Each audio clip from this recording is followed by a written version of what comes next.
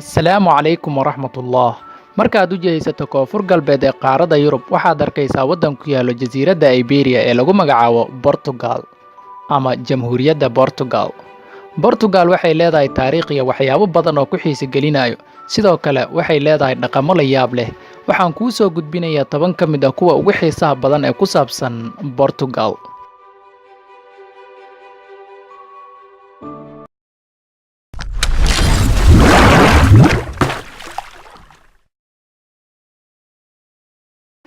Nambarka 10aad, luqadda Boortaqiiska.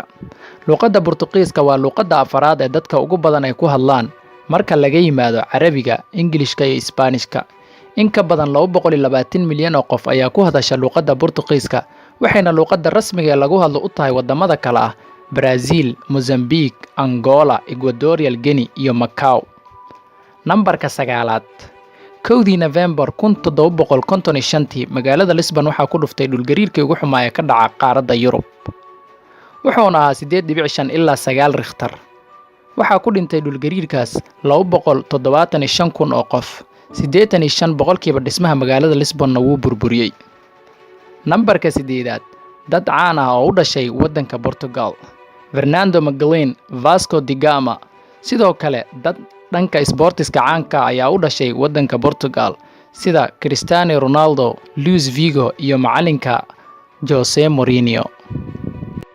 Nambarka 7aad, kubadda cagta iyo Portugal.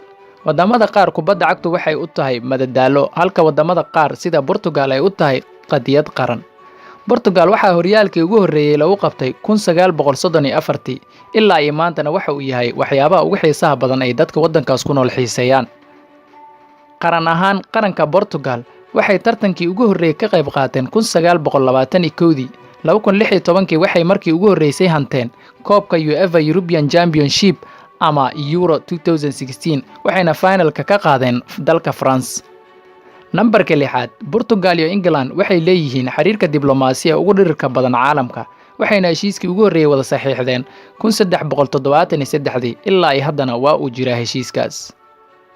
Nambarka 5aad, buundada ugu dheer ee caalamka waxay ku taallaa waddanka Portugal, gaar ahaan magaalada Lisbon, waxaana lagu magacaabo Vasco da Gama Bridge, waxaana cabirkeeda gaaraa 17.2 kiiloomitir. Nambarka 7aad, 2013 biisaha ugu weyn ee adduunka waxaa lagu sameeyey magaalada Centrem ee Portugal. Sameyntiisu waxay qaadatay 6 saacadood, waxaana lagu diyaariyey 55 qofood, waxaana la isticmaalay 110,000 oo ukumood.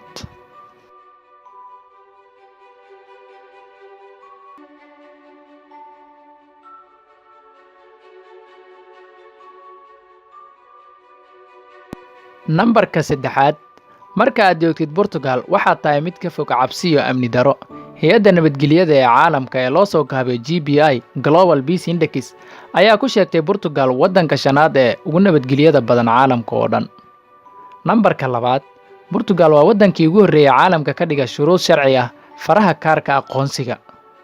Nambarka ugu dambeeya ee nambarka 1aad, intii lagu guda jiray 1808 magaalada Rio de Janeiro ee ku taala waddanka Brazil waxay caasimad u ahayd boqortooyadii Portugal.